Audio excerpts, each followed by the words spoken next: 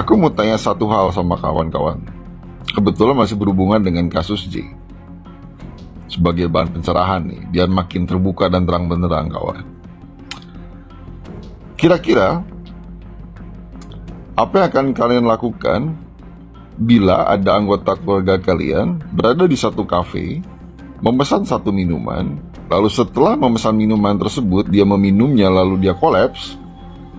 Kira-kira apa yang akan kalian lakukan? Briefing dengan pemilik kafe dan pegawainya? Atau melakukan tuntutan dan melaporkan ke kepolisian sebagai bahan pertanggungjawaban? Ayo, apa yang kalian lakukan? Karena kalau aku pribadi, yang pasti akan melaporkan ke aparat kepolisian, melakukan tuntutan terhadap kafe tersebut. Langkah pertama pasti itu. Bukan melakukan briefing ataupun melakukan pertemuan dengan pemilik atau pegawai kafe tersebut. Oke, paham kan? Aneh rasanya di saat ada anggota keluarga kalian kolaps di satu kafe, tapi malah briefing. Bukan menuntut gitu. Karena biasanya nalurinya akan menuntut kafenya tersebut berikut dengan barista, manajer, dan lain-lain.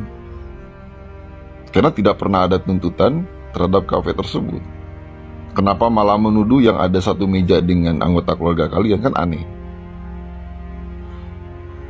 Justru pelaporan itu harusnya menuntut kafe dulu. Harusnya, sedangkan kenyataannya tidak pernah ada tuntutan terhadap kafe tersebut kawan. Yang ada pertemuan pasangannya, keluarganya dengan pegawai kafe tersebut. Ada yang janggal nggak? Masa iya kalian tidak merasa janggal? Pakar akhirnya berani belak-belakan soal asuransi 69 miliar milik Mirna. Polemik uang asuransi dari mendiang Wayan Mirna Salihin pun akhirnya kembali mencuat. Namun perlu lagi diketahui bersama, bahwa besaran uang pertanggungan atau AP, asuransi jiwa dapat berbeda-beda setiap orangnya.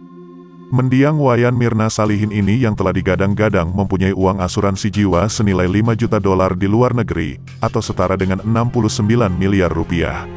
Alhasil munculnya sebuah kecurigaan bahwa adanya unsur kesengajaan untuk menjebak Jessica menjadi tersangka dalam perkara ini agar bisa mencairkan dana asuransi jiwa milik Mirna tersebut.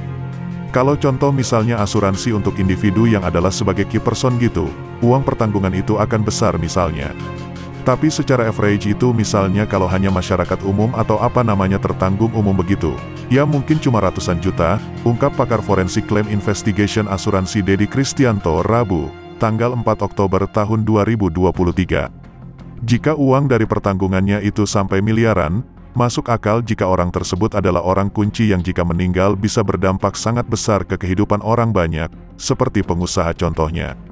Dedi juga telah menjelaskan, bahwa perhitungan yang atas besaran uang pertanggungan tersebut telah dikalkulasi melalui kriteria-kriteria tertentu.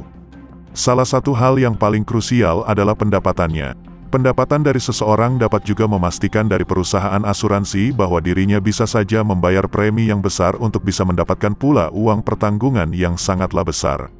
Selain pendapatan, masih banyak juga faktor yang harus dipertimbangkan asuransi untuk bisa menentukan dari jumlah uang pertanggungan, misalnya pekerjaan, hobi, dan juga lain sebagainya. Kalau misalnya orang dengan hobi misalnya, para layang, terjun payung, atau apapun yang risikonya membahayakan begitu tentukan risikonya kan tinggi, jelas Dedi. Artinya semakin besar risiko, bisa jadi pula semakin besar pula uang dari pertanggungannya. Hal ini pun nantinya akan dilinier dengan premi yang nantinya dibayar akan semakin mahal. Selain itu, usia juga menjadi faktor yang sangatlah penting. Dia mengambil contoh orang yang lebih tua memiliki tingkat kemungkinan mortalitas atau kematiannya yang lebih besar dibandingkan dengan yang lebih muda umurnya. Tak kalah penting pula, perusahaan dari asuransi di dalam seleksi risiko juga pun ternyata harus mempertimbangkan kemungkinan apakah uang yang nantinya ditanamkan di perusahaan asuransi tersebut adalah hasil misalnya money laundering. Sehingga, bisa menjauhkan dari sebuah risiko manipulasi klaim. Kembali lagi kepada kasus Mirna, belakangan ini telah diberitakan, bahwa ayah Mirna, yakni Darmawan Salihin memang tidaklah menampik, Mirna memang memiliki sebuah asuransi. Namun dirinya ini tidak mau untuk merinci jenis asuransi yang dimilikinya. Darmawan menyebutkan bahwa besaran uang asuransi tersebut adalah 10 juta. Darmawan pun juga telah mengatakan bahwa apa yang telah dikatakan oleh Yudi adalah bohong. Kepolisian sendiri pada saat itu mengatakan bahwa Mirna saat itu tidaklah memiliki asuransi jiwa dengan uang pertanggungan sebesar $5 juta.